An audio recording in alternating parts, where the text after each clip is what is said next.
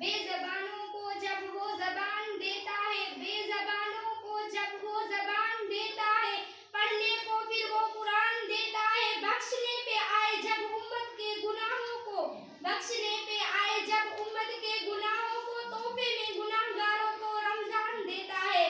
جناب صدر، معزز استاد، طلباء کرام اور میرے ہم مکتب ساتھیوں، السلام علیکم۔ آج مجھے جس موضوع پہ لب گشائی کا موقع ملا ہے وہ ہے رمضان المبارک کی فضیلت۔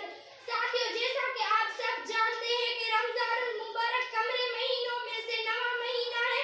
اللہ تعالیٰ نے اس ماہ مبارک کو اپنی طرف خاص نصیبت فرمائی ہے۔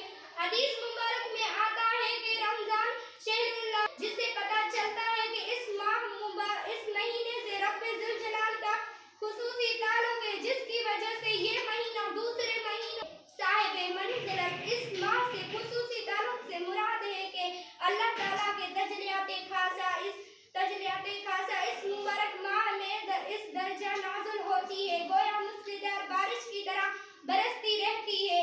حدیث مبارک میں ہے کہ رمضان ایسا مہینہ ہے، اس کے اول حصے میں حق تعالیٰ کی رحمت برستی رہتی ہے، جس کی وجہ سے انور و اسرار کے ظاہر ہونے کے قابلیت و استعداد پیدا ہو کر گناہوں کے ظلمات کے کثافتوں سے